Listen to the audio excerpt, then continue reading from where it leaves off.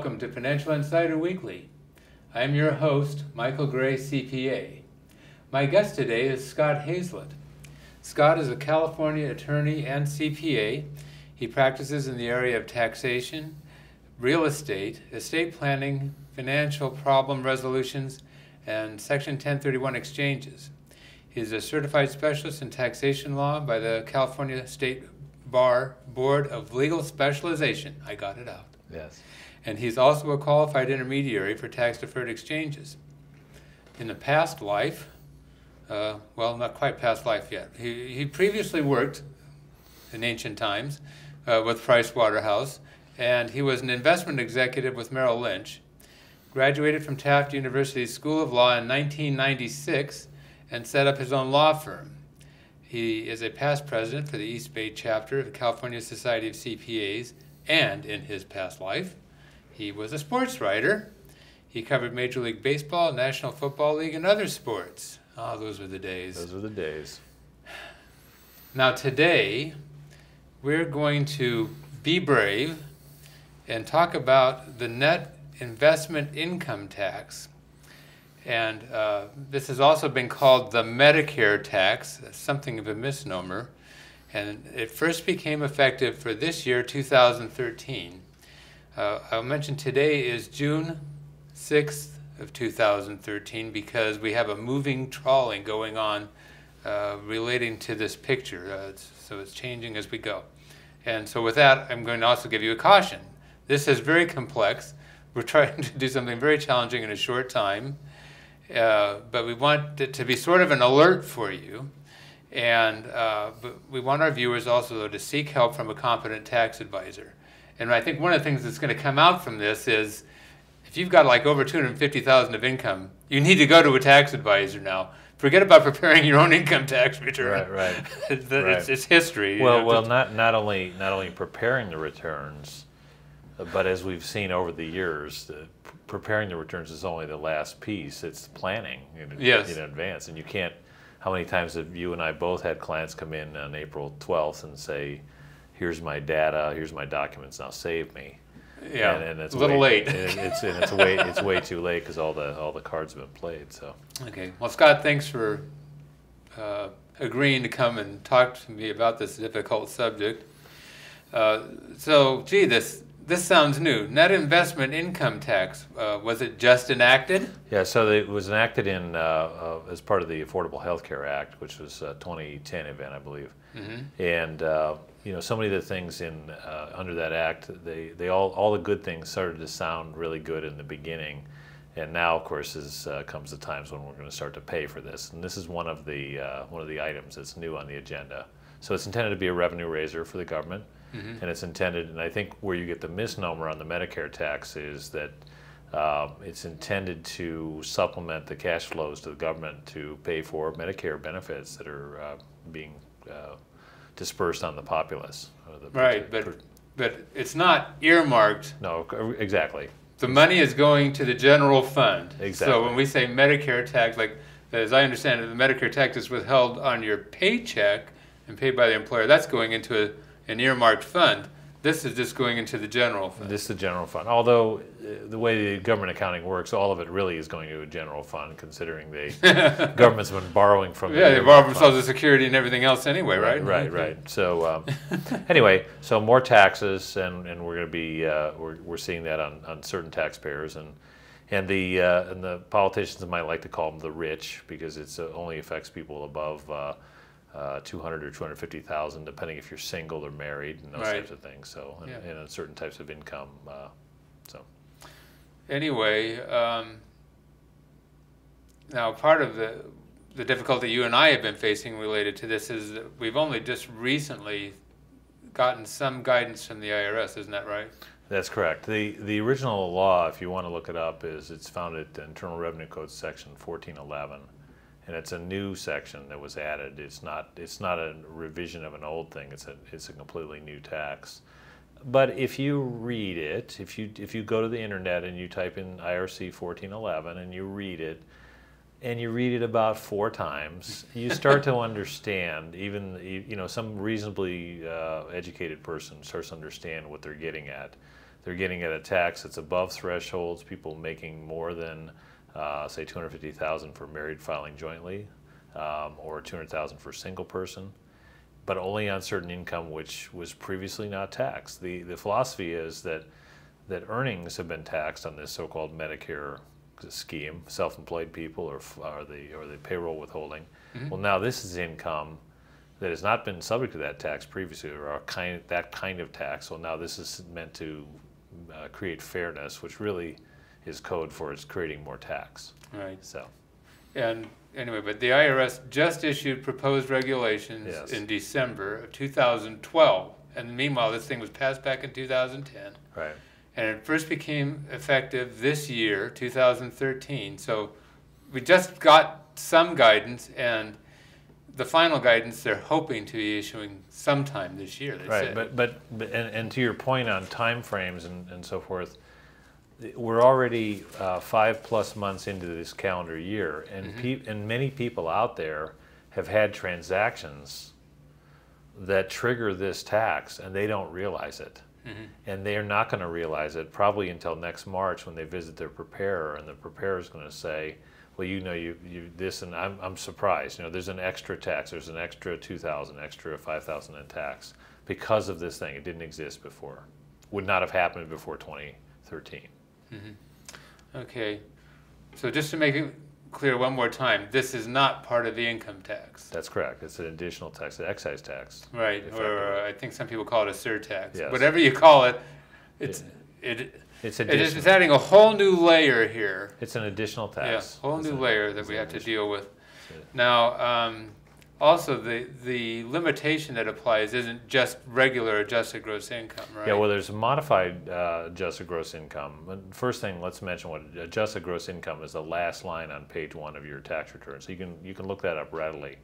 There's an adjustment to that for this, which doesn't affect many people. It's basically the excluded income for foreign persons. So if you have some kind of foreign activity, there's an adjustment perhaps to this. But for most people, domestic taxpayers, it's going to be that last line on page 1. Okay. And basically, how does the tax work again? So the tax is if you have this kind of income, and the tax is on the lesser of the amount above the threshold amount, which is, let's say, married filing jointly for sake of discussion. So the tax on everything above 250, or if your AGI is less, let's see, how do I say this? It's almost better to just read the damn code, to be honest with you. Being a code-oriented person, I know that's yeah, it's exciting. That's where you are. So you have to figure out where your income is, your AGI. So one is your adjusted gross income. That's right, one limitation. So that's one limitation. So let's say you're 100,000 over this threshold, and let's say you have 50,000 of this income, this type of income. Yeah. Well, if that's the case, then you pay on the lesser amount, which would be the 50. That's how the code's written. So it's the lesser of those two, and then there's a rate, and it's 3.8% of that. Right. So, if we're at 3.8% of 50,000, it'd be $1,900. It's about $1,900. So, one thing is that what we just said, if you look at it, okay, the amount in that particular case was fairly modest. Right. And what it may come out, I think that some people may discover, is they may be paying more for somebody to figure what this tax is than the amount of the tax. Right. Well, and the other irony is that a lot of people facing this kind of transaction, the biggest tax I think is going to be on gains. I mean, this will be tax on interest, dividends, net rents from certain activities, and we'll talk about that. But I think mostly this is the biggest burden on gains. And this would actually be true of gains potentially when you sell your house. I mean, if you sell your house and you have $1 million gain on the sale of your house, some of that's shielded by the residence exclusion rule. But that excess is just a capital gain like you'd get if you sold Apple stock and made money. So the gain, the transaction itself, makes your AGI go up, which puts you into this tax. Right. So. Right, and that is an investment income. That's correct. Okay, and we'll get into again and sort of try to define it a little bit better in a moment. But the thing is one, we've got two things that can happen. You can just do well, okay, at something. So for example, you get a big bonus at work. Right. And that will throw you over the 250,000 threshold. Now investment income that may be fairly modest, Right. that wasn't subject to the tax before, is suddenly subject to this tax. That's correct. Okay, so just by doing well in an earned income category can throw you into the tax. And then the other thing again is how much investment income do you have?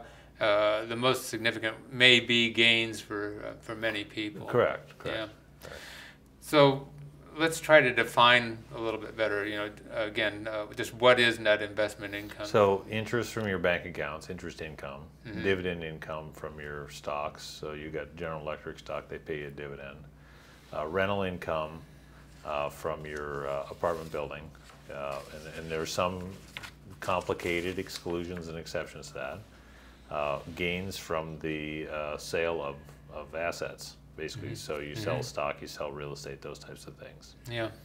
So one of the things that you just sort of said, though, is that there are three categories here. Okay, so one is this like portfolio income, if you will. The other is the passive trader business type income. And then the third is dispositions. Right. And you have to categorize these three things on your income tax return as part of the process of computing this tax. Right, that's correct. So again, it is adding an additional layer of complexity to the whole tax compliance process. I'm sure that the tax preparation community, the CPAs and EAs and so forth, would hope that the software is going to pick this up.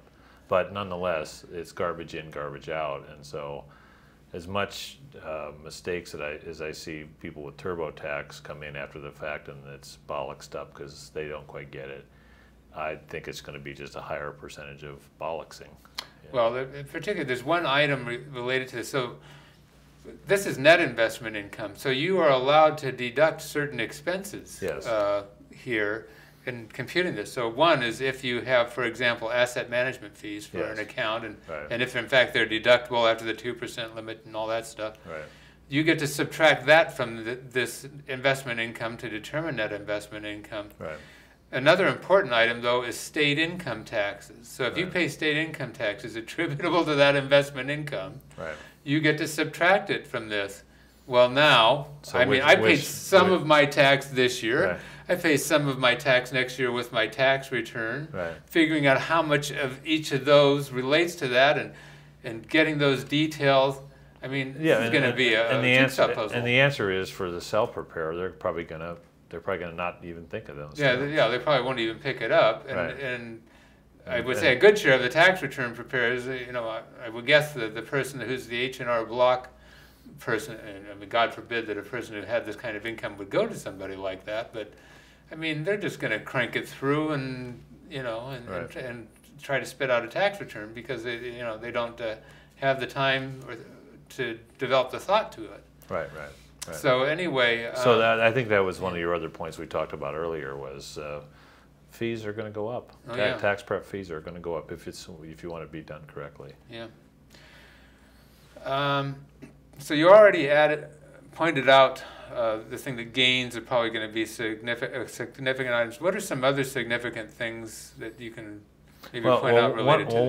One of the things here is this category of net rental income, which is often considered passive income. So let's say, for example, that you have a rental. Let's say you're a lawyer in Lafayette, and you do taxes and so forth. And I don't know anybody like that. You're right. So that person has some rental income, rental properties, just as an investment. Doesn't have time, busy practice, blah, blah, blah, family, life, balance, all that stuff. So hires a property manager, and there's net income from those properties, been held a long time, not very much of loans. All of a sudden now, this net positive income from these activities will be subject to this tax because it's said to be a passive activity, which is a different definition. So by contrast, in some of those situations, the lawyer retires at the end of 2012, becomes a full-time property investor, and all of a sudden fires the property manager and takes up with the properties as a primary occupation and becomes what the code calls a real estate professional. Right. having half his working time is in the real estate trades or businesses, and at least 750 hours. So that change of status will make that income exempt from this thing, which in fact is, that's something to which you generally might want to aspire. Yeah. But having said that, it's complicated. It's got side effects. We've already seen the regs are talking about new elections on grouping and so forth and so on, and we don't have enough time to even begin to go through that. But the whole point being that there is a significant distinction of a real estate professional and a passive investor. Passive investor is going to be subject to this. Mm-hmm. So there you go. So I think a real key thing, I mean, when you think about it, is this. You may have two people that have income, let's say from a business. It could be exactly the same business. One of them may be passive and one of them may be actively involved in that business. Right. They may have exactly the same income. One is subject to the net investment income tax on that income and the other person is not. Right. Some people may not think that was fair. Right. Too bad. Anyways, but that's well, the way it works. and the counter is if somebody is actively traded in a business, not necessarily a real estate investment, but in a business, Mm-hmm. then they're going to be paying self-employment taxes because that's earned income, and that gets into that's maybe that's another thing. So it's mostly going to be for the real estate type of operation. That's correct. That's correct. And but anyway. There's even though some questions related to businesses, let's say an S corporation. Right. Okay, so one person may be active related to that S corporation, and the other person may be passive. Right. And S corporation undistributed income isn't subject to self-employment tax. Right. So those people will have a difference. Yeah, that's correct. That's correct. So that's another thing, and a planning point. As far as a choice of business. Right. You may, in some cases, it may be wise to form an S corporation to get certain benefits that you don't currently enjoy. Right. Now, and there's another thing, and it just relates to suddenly the passive activity loss rules have a whole other significance than we've had in the past. Yes. Maybe you'd like to talk about that for a second. Well, there's a concept of grouping, and is that where you're headed with this? Well, that's one of them, but. One is, if you had losses, it was a problem before. Yeah. Suddenly now, if you have income, it's very significant. Yeah. So what happened in the general passive activity rules after 1986, and then up through the end of 2012, if you have losses, generally you can't deduct those. And we're talking about people that make more than $150,000 on a return. Now, so the idea being that if they have losses. They're not deductible, and people have been for years sort of surprised that, well, geez, the real estate agent told me I was going to get all these wonderful tax benefits from losing on my real estate, and you're telling me I'm not. Well, now all of a sudden, so then they switch gears, and then they go into a mode of saying, well, I want to pay off the loan, I want to make that real estate profitable, and now you're saying, well, okay, but if you do that, there's a new tax. So, damned if you do, damned if you don't kind of situation. Right, and so now, anyway, we've got this thing about passive and whether it is or not, and the impact of this tax for when you have income. Yes. And in the past, we've mostly focused on losses. Right. All right, let's talk about some planning suggestions for avoiding this tax. Right. What are some ways maybe that we can do that?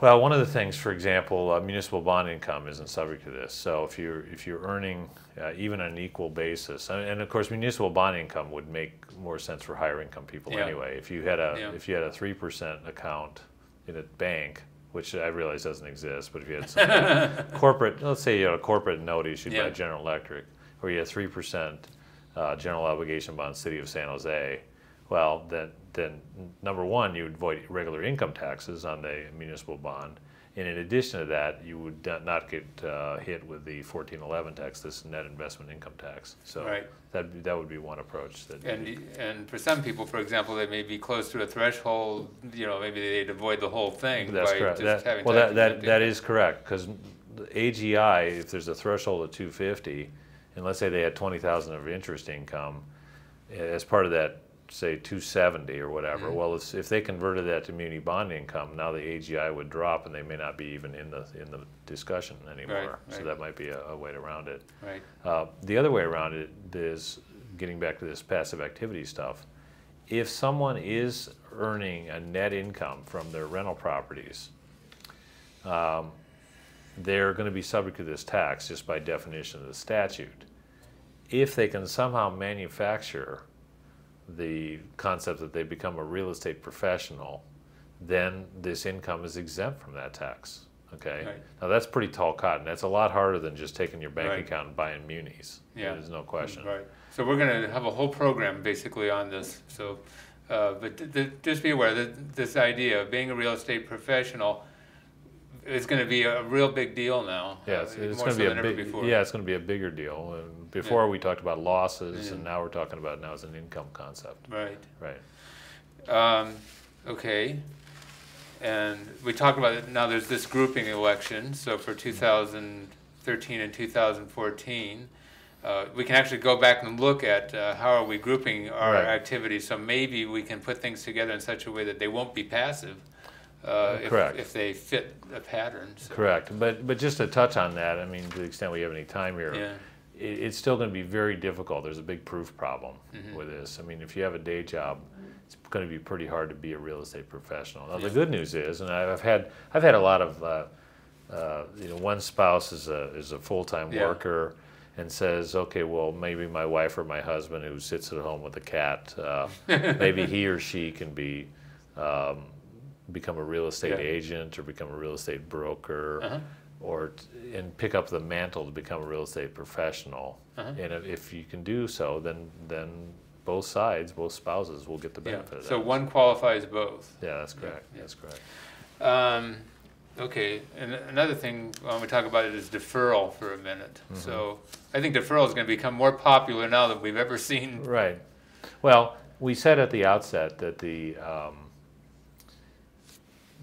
probably the biggest immediate component of this is going to be sale of property dispositions, and we're talking about probably real estate sales as much as anything else.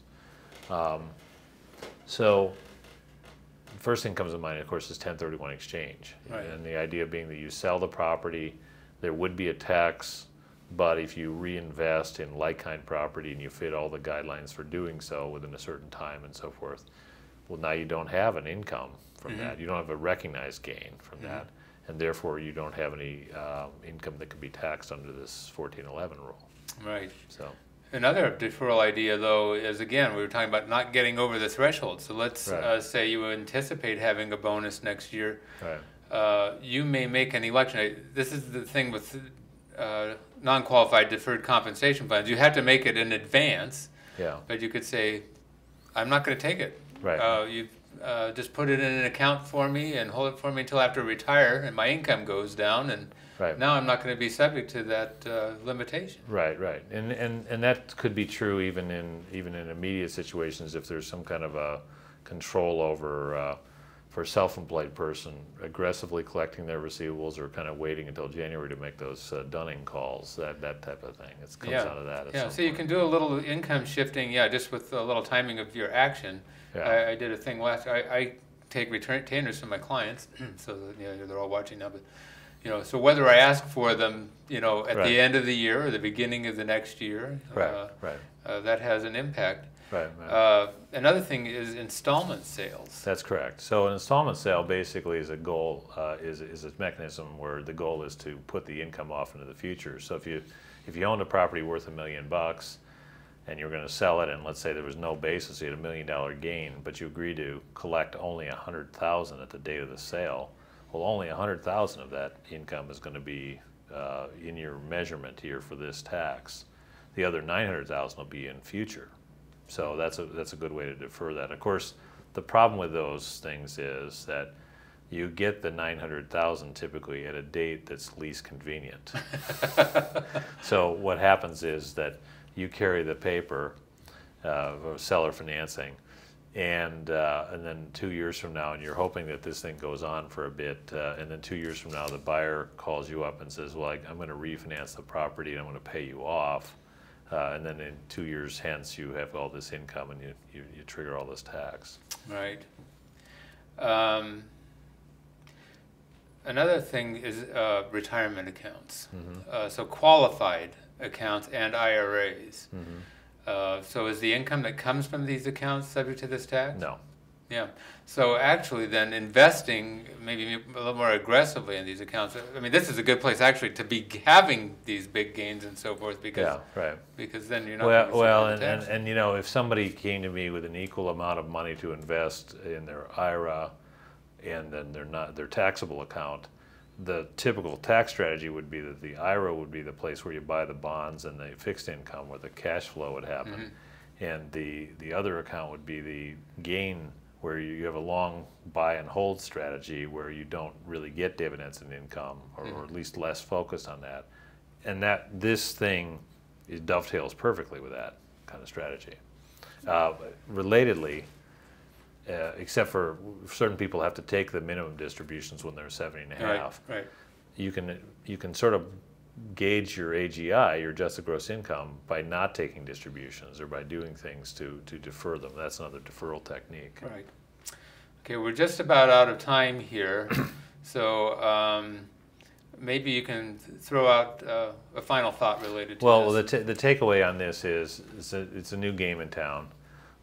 We knew about the law a couple years ago. The IRS is just coming out with guidelines. There's all these details that we've mentioned today about things like how do you compute the level of income, what deductions against it, and so forth and so on.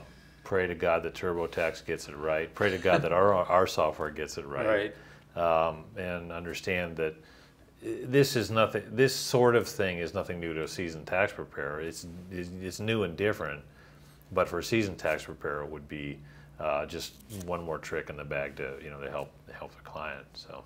Yeah, another new thing to deal with, but like I said, do count on increased planning fees and increased compliance fees. Right. This is it's definitely made our tax law more complex. Again, but if you're under the $250,000 for married or under $200,000 for singles, don't panic. Take a deep breath. This doesn't apply to you. Celebrate. Go out for dinner. Right. All right. Thanks for being a guest, Scott. Terrific. It's been a pleasure having you on the show. And we'll see you next time on Financial Insider Weekly.